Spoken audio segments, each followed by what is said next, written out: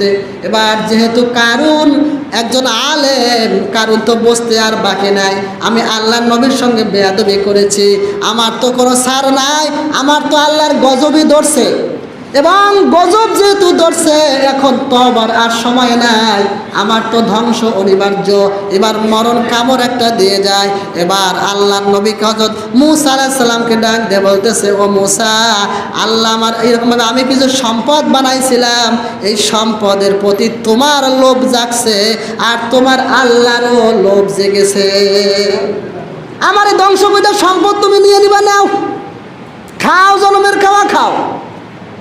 আল্লাহর নবী কই এই কথা, মরার সময়ও তোর তওবা নসিব হলো না, তোর সম্পদ তো দূরের কথা, গোটা পৃথিবীর সমস্ত সম্পদ যদি আমার এক হাতে দেওয়া হয়, আমার একটা জাররা পরিমাণ সম্পদের কোনো লোভ আমি মূসা পয়গম্বরের নাই।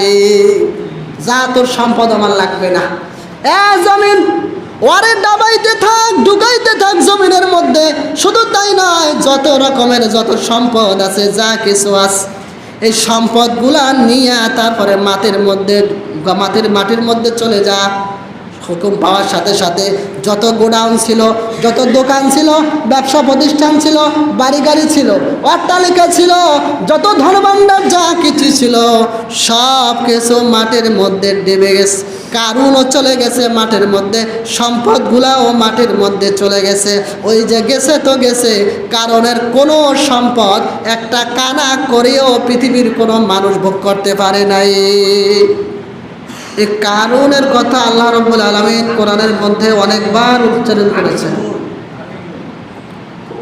কেন উচ্চারণ করলেন?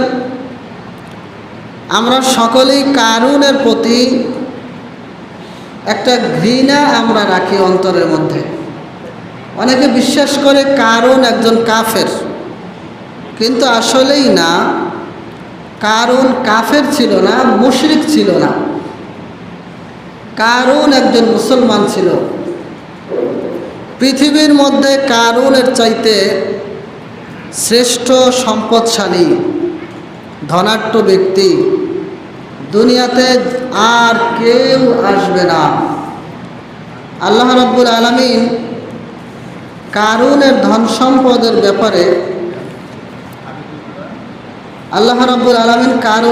সম্পদের ব্যাপারে আল্লাহ নিজেই পরিচয় দিয়েছেন। সূরা কসাসের ৭৬ নম্বর আয়াতে আল্লাহ পাক বলেন, ইন্না কারুনা কানা মিন কওমি মূসা ফাবাগা আলাইহিম ওয়া আতাইনাহু মিনাল কুনুজি মা ইন্না মাফাতিহাহু লাতানুউ বিল উসবাতি উলিল কুওয়া। আল্লাহ পাক কারুনের ধন সম্পদ কত ছিল এ ব্যাপারে আল্লাহ পাক বলেছেন যে ধন সম্পদের এক একটা গোডাউন ছিল। এই গোডাউনগুলির চাবি বহন করার জন্য বিশাল একটা দল যুবকদের দরকার ছিল শুধু চাবি বহন করার জন্য। তৎকালীন জামানায় চাবিগুলি আমাদের বর্তমান সময়ের মতো স্টিলের না, লোহার না, তামার বা পিতলের চাবি ছিল না। তখনকার চাবি ছিল চামড়ার বানানো। চামড়ার চাবিগুলি হালকা হয়। এই চামড়ার চাবিগুলি, গোডাউনের চাবিগুলি বহন করতে কিতাবের মধ্যে আসছে ৭০ জন ভালো শক্তিশালী যুবকের প্রয়োজন হতো। সুবহানাল্লাহ। পৃথিবীতে যত ধনাঢ্য ব্যক্তি আসছে, কারুনের চাইতে এত ধনাঢ্য ব্যক্তি, তার চাইতে বড় কোনো ধনাঢ্য ব্যক্তি পৃথিবীতে আসে নাই, আসবেও না। শ্রেষ্ঠ ধনী ছিল। কেন ধ্বংস হলো? কারুনের পরিচয় সম্পর্কে যদি আমরা জানতে যাই, কারুন একজন প্রথমত মুসলমান, দ্বিতীয়ত তাওরাত কিতাবের হাফেজ ছিলেন, তৃতীয়ত সমস্ত নবীদের মধ্যে উল্লেখযোগ্য একজন নবী মূসা পয়গম্বর, ওনার চাচাতো ভাই ছিলেন এবং আপন বোন জামাই, মূসা আলাইহিস সালামের আপন বোন জামাই এবং চাচাতো ভাই, তাওরাত কিতাবের হাফেজ, মুসলমান ছিল। প্রথম দিকে কারুন অত্যন্ত দরবেশ ছিল, সুফি সাহেব ছিল। নামাজ রোজা আল্লাহ রসুল এগুলি ছাড়া সে দুনিয়া বলতে কিছুই বুঝতো না। গরিব মানুষ ছিল। মুসা আলাইহিস সালামের দরবারে সবসময় থাকতো। মুসা আলাইহিস সালাম যাকে কিছু খেতে দিতেন খেত, না দিলে না খেয়ে থাকতো। এই ছিল কারুনের পরিচয়। প্রথমত কারণ তাওরাত কিতাবের হাফেজ ছিল। জেনে রাখা ভালো, আমাদের আসমানি 104 খানার মধ্যে সবচাইতে গুরুত্বপূর্ণ দামি আল্লাহ পাকের কাছে গ্রহণযোগ্য 4 খানা কিতাব। একটা তাওরাত মুসা আলাইহিস সালামের উপরে নাজিল হয়েছে, আর একটা জাবুর হযরত দাউদ আলাইহিস সালামের উপরে নাজিল হয়েছে, আর একটা কিতাব হযরত ইনজিল হযরত ঈসা আলাইহিস সালামের উপরে নাজিল হয়েছে, আর সর্বশেষ কিতাবের নাম আল কোরআনুল কারীম, যেটা আমরা তেলাওয়াত করে থাকি, পড়ে থাকি তারাবির নামাজ যারা শুনি বা পড়ি। এটাই সর্বশেষ কিতাব। 4টা সর্বশ্রেষ্ঠ কিতাব, এর মধ্যে একটা আল কোরআন, আর একটা তাওরাত, আর একটা ইনজিল, আর একটা জাবুর। তো তাওরাত কিতাবটা নাজিল হয়েছে হযরত মুসা আলাইহিস সালামের উপরে। আমাদের এই কোরআন এটাও শ্রেষ্ঠ কিতাব এবং সর্বশ্রেষ্ঠ কিতাব। কোরআনের উপরে সম্মানিত কিতাব আর একটাও নাই, পাঠান নাই, আসবেও না। তো এই কোরআনের চাইতে অনেক বড় একটা কিতাব আকারে। আমাদের কোরআনটা চাইলে 1 হাত দিয়ে উঁচু করা যায়, 2 আঙ্গুল দিয়ে উঁচা করা যায়। সম্মানের দিক থেকে আমাদের কোরআন সম্মানিত সবচেয়ে বেশি, কিন্তু আকারে দৈর্ঘ্য প্রস্থ স্কয়ার ফিটে বড়ত্বের দিক দিয়ে সবচাইতে বড় কিতাবের নাম তাওরাত কিতাব। এই কিতাবের মধ্যে 10,000 পারা ছিল। এক এক পারায় 10,000 করে আয়াত ছিল। তাহলে বুঝেন আয়াত সংখ্যা ছিল কত। এই তাওরাতটা অনেক বড়। হযরত মুসা আলাইহিস সালামের উপরে একসাথেই নাজিল করছেন, একবারেই একটা কিতাব। আল্লাহ তাআলা মুসা আলাইহিস সালামকে তুর পাহাড়ের উপরে উঠাইয়া নিয়ে আল্লাহর নবীর কাছে দিছেন যে এই যে কিতাবটা দিলাম, এটা আমল করো এবং এটা অনুযায়ী দেশ পরিচালনা করো, সমাজ পরিচালনা করো, মানুষকে দাওয়াত দাও। একবারে একটা কিতাব মুসা আলাইহিস সালামকে দিছেন, বিশাল বড়।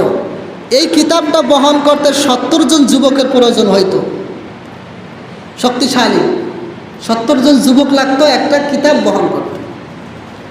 তাহলে এত বড় কিতাব, এই কিতাবটা গিলাফ ছাড়া থাকবে, কাভার ছাড়া থাকবে, এটা তো হতে পারে না।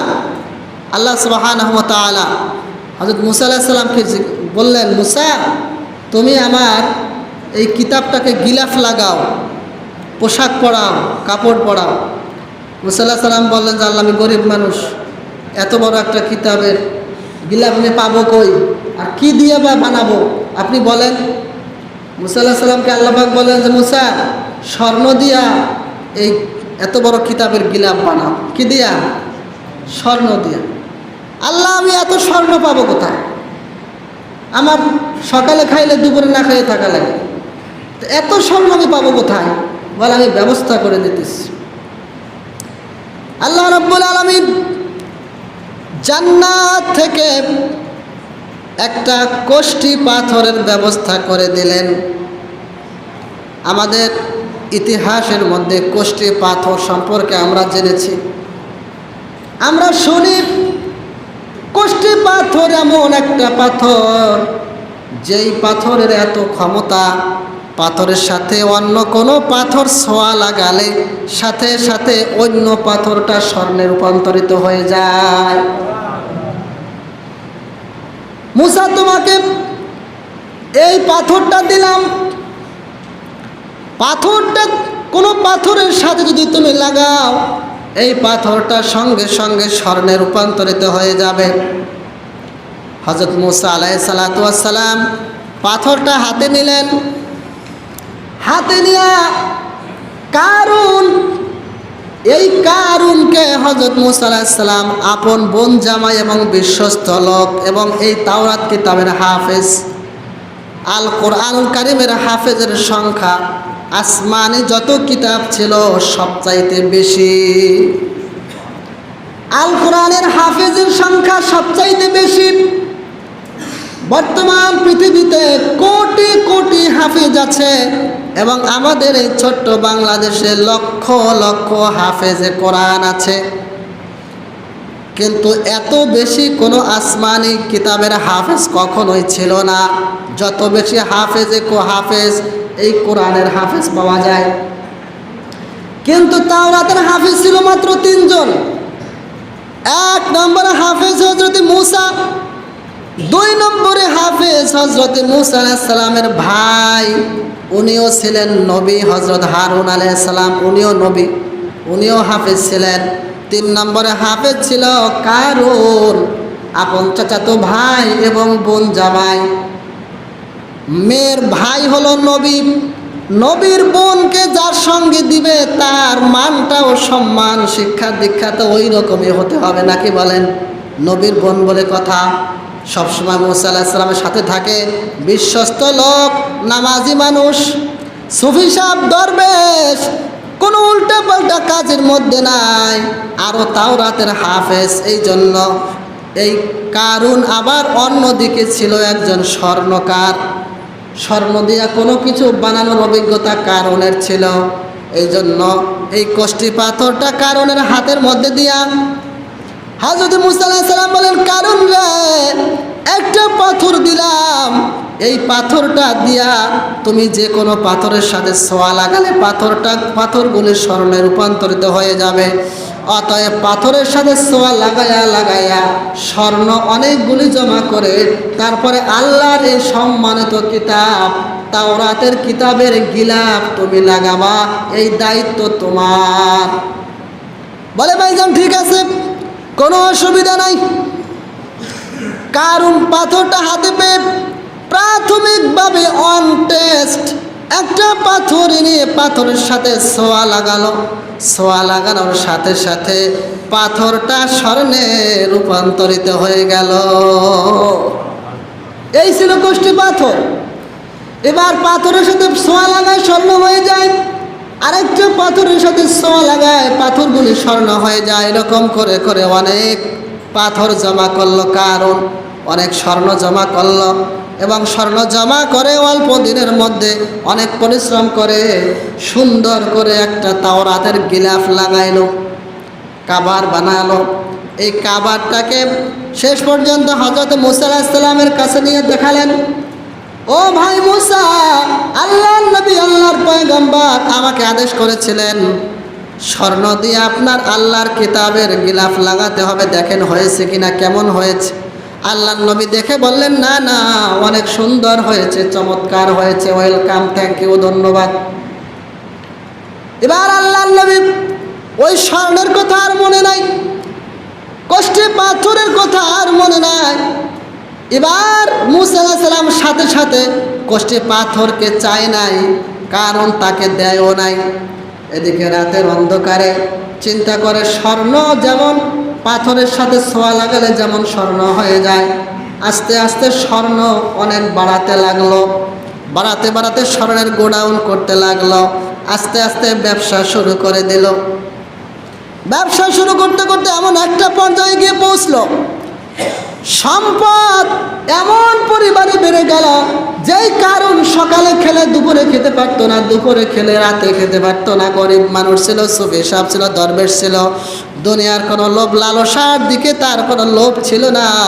ওই কারণের এত পরিমাণে সম্পদ হলো, আল্লাহ তাআলা বলে, ওয়া আতাইনাহু মিনাল কুনুজি মা ইন্না মাফাতিহাহু লাতানু বিল উসবাতি উলিল কুওয়া। এত পরিমাণে সম্পদ হলো, এই সম্পদগুলি চামড়া দিয়ে বানানো চাবি, এক একটা গোডাউনের চাবিগুলি যদি একত্র করা হতো তাহলে এই চাবিগুলি বহন করার জন্য 70 জন এইরকমভাবে শক্তিশালী যুবকের প্রয়োজন হতো। তারপরেও মাথার উপরে চাবিগুলো বহন করতে গিয়া যুবকদের পিঠ নিচের দিকে নুয়ে যেত। এই কারণ যখন অনেক সম্পদ জমা করল, এবার আল্লাহ রাব্বুল আলামিন পরবর্তী আয়াতে আল্লাহ তাআলা ইরশাদ করে ওয়াবতাগি ফিমা আতাকাল্লাহুদ দারাল আখিরাতা ওয়ালা তানসা নাসিবাকা মিনাদ দুনিয়া ওয়া আহসিন কামা আহসানাল্লাহু ইলাইকা ওয়ালা তাবগিল ফাসাদা ফিল আরদ। আল্লাহ তাআলা ইরশাদ করেছেন নবীর মাধ্যমে, ও কারুন, আল্লাহ তাআলা তোমাকে যে সম্পদ দিয়েছে এই সম্পদ দ্বারা তুমি গরিব মানুষের প্রতি ইহসান করো, দয়া করো, অনুগ্রহ করো। এই সম্পদের একটা অংশ গরিব এতিম অসহায়দের মাঝে বিলিয়ে দাও। এই সংবাদ যখন মূসা আলাইহিস সালাম কারুনকে দিল, মূসা আলাইহিস সালাম এই সংবাদ দেওয়ার পর কারুন বলল, ভাইজান কি যেন বললেন, ব্যাপারটা তো বুঝলাম না। বলে তোকে যাকাত দিতে বলছে। যাকাত? বলে যাকাত দিতে হবে কিভাবে? বলে এই বেটা, আমিও তাওরাতের হাফেজ, তুইও তো তাওরাতের হাফেজ, তুইও তো আলেম কম না। আমার উম্মতদের মধ্যে তাম পৃথিবীর মধ্যে 3 জন আলেমের মধ্যে, তাওরাতের আলেমের মধ্যে তুই হলো একজন এবং তাওরাতের হাফেজ। অতএব আমার কাছে জিজ্ঞাসা করার কি আছে, নিজেই বুঝে নে, তাওরাত কিতাব ঘেটে দেখ আল্লাহ কিভাবে যাকাত দিতে বলেছেন। বলেন না, আপনি আল্লাহর নবী, আপনার জবান থেকে একটু যদি বলতেন যাকাত কেমনে দিতে হবে। এবার বলে খালি নেকামি করো, যাকাত দিতে হবে তোর যত সম্পদ আছে, যত সম্পদ তোর আছে, যত ব্যবসা বাণিজ্য আছে, যত টাকা পয়সা আছে, যত জমি জমা আছে, যত স্বর্ণ আছে, যা কিছু তোর সম্পদ আছে, এই সম্পদ একত্র করে, সমস্ত সম্পদ একত্র করলে যা হয় তার থেকে 3 ভাগের 1 ভাগ তোকে আল্লাহর রাস্তায় যাকাত দিতে হবে। কয় ভাগের 1 ভাগ? জোরে বলেন, কয় ভাগের 1 ভাগ? আমাদের কয় ভাগের 1 ভাগ? বলেন কয় ভাগের 1 ভাগ? 40 ভাগের 1 ভাগ। আর কারুনকে দিতে হবে কয় ভাগের 1 ভাগ? 3 ভাগের 1 ভাগ। তাহলে আল্লাহ আমাদেরকে ঠগাইছেন না জিতাইছেন? জোরে কর। জিতাইছে না? জানে যে আমরা গরিব মানুষ, ইমানি দুর্বলতা থাকবে, ইমানি শক্তি কম থাকবে। 3 ভাগের 1 ভাগ দিতে গেলে তো অনেক ধনীরা হার্ট ফেল করে মারা যায়। কি বলেন, ঠিক না? হার্ট ফেল করে। যা তোদেরকে 40 ভাগের 1 ভাগ দিতে হবে, কিন্তু কারুনকে দিতে হবে 3 ভাগের 1 ভাগ। এবার কারুন যখন শুনছে 3 ভাগের 1 ভাগ যাকাত দিতে হবে, তাহলে বোঝেন পৃথিবীর মধ্যে শ্রেষ্ঠ ধনী তার যদি 3 ভাগের 1 ভাগ সম্পদ দিতে হয়, তাহলে তো বিশাল একটা অংশ যাকাতের খাতে চলে যাবে। এবার কারুনের মনে শয়তানি ঢুকছে, যাকাত দিবে না, যাকাত দিবে না। এখন কি করা যায়? আগে নবীকে কিভাবে শায়েস্ত করা যায়? যেই লোক তাহাজ্জুদ কামাই দেয় না, নামাজ কামাই দেয় না, রোজা কামাই দেয় না, তাওরাত কিতাবের হাফেজ, বড় আল্লাহওয়ালা মানুষ, বুজুর্গ মানুষ, তার মনের মধ্যে এবার শয়তানি জাগ জেগেছে, সে এখন যাকাত দিবে না। দিবে তো না, দিবেই না। নবী যেহেতু যাকাতের কথা বলেছেন, যাকাত কেমনে না দিয়া পারা যায় এই ব্যবস্থাপনা সে চিন্তা করতে লাগলো। আল্লাহর নবী মুসা এমনি একটু কঠোর মানুষ, না তোকে যাকাত দিতেই হবে, কোনো ছাড় নাই। যেই শুনছে যাকাত দিতেই হবে, কোনো ছাড় নাই। কোন জায়গা থেকে কোন ঘটনা ঘটে বসে। এই জন্য মুসা আলাইহিস সালামকে অপমান করতে হবে। কিভাবে অপমান করবে? সব সময় সব যুগে নবীরা থাকে নিষ্পাপ, নবীদের কোনো গুনাহ থাকে না, দোষ থাকে না, ত্রুটি থাকে না। আল্লাহর নবী মুসা আলাইহিস সালামও ছিলেন নিষ্পাপ। একজন নিষ্পাপ নবীকে কেমনে দোষী বানানো যায়? এবার ঘুষ দিয়া একজন মহিলাকে সাজানো হলো। ও মহিলা, মুসা আলাইহিস সালাম যখন মানুষের মাঝে থাকবেন, ওয়াজ নসিহত করবেন, হাজার হাজার মানুষের সামনে, শত শত মানুষের সামনে হযরত মুসা আলাইহিস সালামকে অপমান করতে হবে।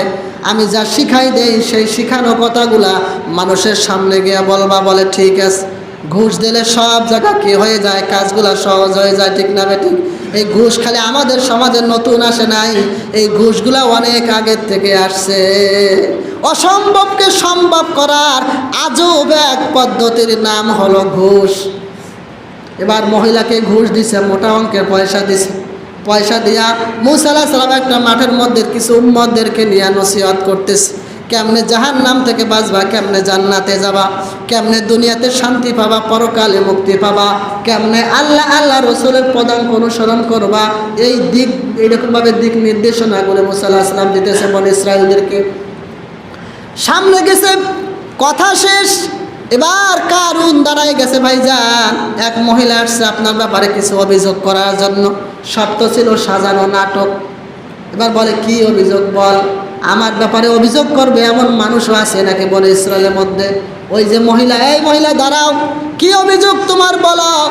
এবার মহিলা বলবে কি, মহিলাকে শিখাইয়া দিয়েছিল কারণ মানুষের সামনে অপমান করবা যে মুসা নাউজুবিল্লাহ আমার সাথে জিনা করেছে। জোরে কর নাউজুবিল্লাহ। নবীরা নিষ্পাপ, জিনা তো দূরের কথা, একটা সগীরা গুনাহ পর্যন্ত নবীরা করে নাই, সেই নবীর ব্যাপারে এত বড় একটা কথা বলেছে। মুসা আলাইহিস সালাম নরম মানুষ না গরম মানুষ? গরম মানুষ। যেই শুনছে আমার মতো একজন নবী, যার সাথে আল্লাহর সাথে সরাসরি এত কথা বলে, এত কথা বলে, একজন পবিত্র নবী, আমি আল্লাহর নবী, তাওরাত কিতাবের নবী, আর আমার ব্যাপারে এত কথা বললাম, এই কথাগুলো শিখাই দিছে। কিন্তু মহিলা সামনে গিয়া যখন মুসা আলাইহিস সালাম বলছে এই মহিলা দাঁড়াও, কি কথা তোমার, যখন বলছে মহিলা দাঁড়াও, মহিলা দাঁড়াইছে, কথা বলবে কি ভয়ে থর থর করে কাঁপতেছে, গায়ের মধ্যে জ্বর উঠে গেছে। আরে মুসা আলাইহিস সালামের সামনে মিথ্যা কথা বলবে এমন মানুষ পৃথিবীতে কখনো পয়দা হয় নাই। সত্য কথা মিথ্যা কথা তো বলবেই না। সামনে বলতে চাইলেন নবী মুসা, কারণ আমাকে ঘুষ দিয়া আমাকে পটাইছে আপনার ব্যাপারে একটা মিথ্যা অপবাদ দিতে, আপনি নাকি আমার ব্যাপারে জিনা করছেন, এই কথা আমাকে বলতে এখানে আনা হয়েছে। কিন্তু আপনি জিনা করেন নাই, আমি শত শত মানুষের সামনে সাক্ষী দিয়ে গেলাম, আমাকে সাজাইয়া আনানো হয়েছে, আমাকে ঘুষ দিয়ে এখানে এরকম সাজানো নাটক পাতানো হয়েছে। আপনি আমার সাথে জিনা করেন নাই, আপনি পবিত্র, এই ব্যাপারে আপনার সাথে আমার সাথে কোনো সম্পর্ক নাই। মহিলা তার স্বীকারোক্তি দিয়ে চলে গেল। এদিকে আল্লাহর নবী মুসা রাগ সহ্য করতে পারলেন না। এত বড় কথা, যাকে আমি এত ভালোবেসেছি, যে নাকি তাওরাতের হাফেজ এবং আমার পরিবারের লোক, আমার চাচাতো ভাই, আমার আপন বোন জামাই, যে আমার এত বিশ্বস্ত লোক, ছোটবেলা থেকে একসঙ্গে বড় হয়েছি, ছোটবেলা থেকে আমার দরবারে সবসময় যে চলাফেরা করেছে, এত বড় বিশ্বস্ত লোক এত বড় একটা আঘাত দিল। আসলে আপন মানুষ আঘাত দিলে আঘাতটা ছোট হলেও আঘাতটা বড় হয়ে যায়, ঠিক না বেটি? আপন মানুষ এত বড় ক্ষতি তুই আমার করলি, আমার মানুষের সামনে আমাকে অপমান করার জন্য চেষ্টা করেছিস, তোকে তো এত সহজে ছেড়ে দেওয়া যায় না। যার সঙ্গে আল্লাহর সঙ্গে সরাসরি কন্টাক্ট, আল্লাহর কাছে ডাক দিয়ে বলতেছে আল্লাহ। আল্লাহ কয় কি? বলে এই যে ঘটনা ঘটছে আপনি দেখছেন নাকি? বলে দেখছি তো, আমার কাছে তো কোনো কিছু লুকানো নাই। বলে এবার কারণের বিচারটাকে আপনি করবেন না আমি করব? কন আপনি করবেন না আমি করব? এবার কয় যে আল্লাহ বলে যে যার বিচার সে করলেই তো ভালো হয় নাকি? যার সাথে অন্যায় হয় তার বিচারটা করলে ভালো হয় না? মনে করেন যে একজনের থাপ্পড় মারছে, থাপ্পড়টা মারার পরে একজন মাতব্বরের কাছে না যাইয়া যদি ওই থাপ্পড়টা নিজে মারে, তাহলে আত্মতৃপ্তিটা একটু ভালো আসে না? আল্লাহ কয় ঠিক আছে, আজকের দিনের জন্য আমি তোমাকে জমিনের এরকমভাবে জমিনের মালিকানা করে দিলাম, জমিনের হুকুমদারি করে দিলাম, জমিনকে যা বলবা জমিন তাই শুনবে। এবার তুমি জমিন দ্বারা কারণের বিচারটা করে নাও। আল্লাহ পাকের হুকুম পাইতে দেরি, মুসা আলাইহিস সালাম রাগান্বিত হয়ে এবার আল্লাহ নবী মুসা আলাইহিস সালাম জমিনকে ডাক দিয়ে বলতেছে, এ জমিন খুঁজি কারণ, কারণকে তাড়াতাড়ি গ্রেপ্তার কর, ধর ওরে, ওর হাতের মধ্যে হ্যান্ডকাপ পরা, কথা বলতে দেরি। এবার এরা উত্তপ্ত মরুভূমি, ওখানে কোনো মাটি নাই, পানি নাই, আশেপাশে নদী নালা খালবিল কিছু নাই, পাথরের জমিন, বালুর জমিন। ওইখানে কোথা থেকে যেন কেমনে যেন হুকুম পাওয়ার সাথে সাথে কারণের পা মাটির দিকে ডেবে যেতে লাগলো। কারণ চিন্তা করছে ব্যাপার না, একটু টেনে টেনে উঠার চেষ্টা করে, যতই উঠার চেষ্টা করে ততই মাটির মধ্যে ঢুকে যায়। যতই চেষ্টা করে ততই ঢুকে যায়। হাঁটু পর্যন্ত আসলো, এরপরে ডাকতে ডাকতে কোমর পর্যন্ত আসছে, ঢুকতে ঢুকতে। এবার যেহেতু কারুন একজন আলেম, কারুন তো বসতে আর বাকি নাই। আমি আল্লাহর নবীর সঙ্গে বেয়াদবি করেছি, আমার তো কোনো ছাড় নাই, আমার তো আল্লাহর গজবই ধরছে। এবং গজব যেহেতু ধরছে, এখন তওবার আর সময় নাই, আমার তো ধ্বংস অনিবার্য। এবার মরণ কামড় একটা দিয়ে যায়। এবার আল্লাহর নবী হযরত মূসা আলাইহিস সালামকে ডাক দিয়ে বলতেছে, ও মূসা, আল্লাহ আমার এরকমভাবে আমি কিছু সম্পদ বানাইছিলাম, এই সম্পদের প্রতি তোমার লোভ জাগছে আর তোমার আল্লাহরও লোভ জেগেছে। আমার এই ধ্বংসবিদার সম্পদ তুমি নিয়ে নিবা, নাও, খাও, জনমের খাওয়া খাও। আল্লাহর নবী কই এই কথা, মরার সময়ও তোর তওবা নসিব হলো না, তোর সম্পদ তো দূরের কথা, গোটা পৃথিবীর সমস্ত সম্পদ যদি আমার এক হাতে দেওয়া হয়, আমার একটা জাররা পরিমাণ সম্পদের কোনো লোভ আমি মূসা পয়গম্বরের নাই। যা, তোর সম্পদ আমার লাগবে না। জমিন ওরে ডাবাইতে থাক, ঢুকাইতে থাক জমিনের মধ্যে। শুধু তাই নয়, যত রকমের যত সম্পদ আছে, যা কিছু আছে, এই সম্পদগুলা নিয়ে তারপরে মাটির মধ্যে চলে যা। হুকুম পাওয়ার সাথে সাথে যত গোডাউন ছিল, যত দোকান ছিল, ব্যবসা প্রতিষ্ঠান ছিল, বাড়ি গাড়ি ছিল, অট্টালিকা ছিল, যত ধনভাণ্ডার যা কিছু ছিল, সব কিছু মাটির মধ্যে ডুবে গেছে। কারুনও চলে গেছে মাটির মধ্যে, সম্পদগুলাও মাটির মধ্যে চলে গেছে। ওই যে গেছে তো গেছে, কারণের কোনো সম্পদ একটা কানা করেও পৃথিবীর কোনো মানুষ ভোগ করতে পারে নাই। এবার আমার সংক্ষিপ্ত আলোচনা, যারাই শুনেছেন আপনারা একটা মতামত আমাকে দেন। এই যে কারুন ধ্বংস হলো কোন অন্যায়ের কারণে? বলেন তো, কোন অন্যায়ের কারণে? এই সবাই তো কয় না, সবাই শোনেন নাই নাকি? কোন অন্যায়ের কারণে? যাকাত না দেওয়ার কারণে। কারণের কোনো অন্যায় পাওয়া যায় না। কোরআনের মধ্যে সূরা কসাসের ৭৬ নম্বর আয়াত থেকে ৮২ নম্বর আয়াতের তাফসীরটা একটু খুলে দেখেন। এখানে বিস্তারিত আল্লাহ পাক নিজেই বলেছেন। এত বড় সম্পদশালী মানুষ, একজন তাওরাতের হাফেজ, একজন আলেম মানুষ, নবীজির চাচাতো ভাই আর নবীর ভগ্নিপতি, সে হয়েও মাত্র যাকাত এমন একটা গুরুত্বপূর্ণ বিষয়, এই যাকাত সে অস্বীকার করার কারণে, না দেওয়ার কারণে কারণ ধ্বংস হয়ে গেছে। আজও পৃথিবীতে যুগে যুগে যারা যাকাত নিয়ে যারা তাল বাহানা করে, যাকাত না দেওয়ার জন্য অনেক ফোন দিয়াটে, বিভিন্ন কিছু দিয়া যাকাত দিয়ে দেয়। এই যে মাঝে মধ্যে দেখেন অনেক বহুতল ভবন ধসে পড়ে, মাঝে মধ্যে দেখেন আগুন লাগে, ছারখার হয়ে যায়, মার্কেটে আগুন লাগে, গোষ্ঠী শুদ্ধ সব ছাই হয়ে যায়। মাঝে মধ্যে দেখেন এক ছেলের পিছনে কোটি কোটি টাকা ব্যয় হয়েছে, রোগ ভালো হয় না। আবার দেখেন যে মালিকের নিজের এমন রোগ হয়েছে, তাম পৃথিবীর সমস্ত ডাক্তারদেরকে দেখাইয়াও রোগ ভালো হয় না। এই যে যত রকমের অঘটন, এই অঘটনের পিছনে আগুন লাগা, ভূমিধস, ভূমিকম্পে বাড়ি নষ্ট হয়ে যাওয়া, ব্যবসা বাণিজ্যের লস হয়ে যাওয়া, এরকমভাবে এরকম অনেক বিপর্যয় মানুষের সামনে আসে। এগুলি অনেক কারণ আছে, তার মধ্যে একটা গুরুত্বপূর্ণ কারণ হলো যাকাত না দেওয়া। যাকাত না দেওয়া। যদি কোনো মানুষ যাকাত দেয়, তার সম্পদ কখনো কমে না, ওই সম্পদের মধ্যে কখনো ভাটা পড়ে না, ওই সম্পদ আরও বাড়তে থাকে। হাদিসের মধ্যে আসছে, কোরআনের মধ্যে আসছে, যাকাত দিলে মানুষের সম্পদ বেড়ে যায়। শেষ করতেছে, যাকাত দিলে মানুষের সম্পদ কি হয়ে যায়? বেড়ে যায়। আমাদের সম্পদ, অনেকেরই যাকাত ফরজ। আমাদের ছোট্ট বাংলাদেশে যাদের উপরে যাকাত ফরজ, তারা সবাই যদি হিসাব করে করে যদি যাকাত দিয়ে দিত, আমাদের দেশে এত ভিক্ষুকও পাওয়া যেত না, এত অসহায় গরিব মানুষও খুঁজে পাওয়া যেত না। আমাদের দেশে মানুষ যাকাত ঠিক মতন দেয় না। যাকাতের অঙ্ক মানুষকে এখনো শেখানো হয় না। শেখানো হয় ঘুষের অঙ্ক, সুদের অঙ্ক, ব্যাংক ব্যালেন্সের অঙ্ক। স্কুল, কলেজ, ইউনিভার্সিটিতে যত রকমের অঙ্ক হিসাব শেখানো হয়, সব সুদের, যাকাতের অঙ্ক শেখানো হয় না। বিদায় যাকাত সম্পর্কে আমাদের ধারণা নেই। কোরআন শরীফের মধ্যে ৮২ জায়গায় নামাজের কথা, যেখানেই নামাজের কথা সেখানেই যাকাতের কথা। যাকাত একটা গুরুত্বপূর্ণ বিষয়।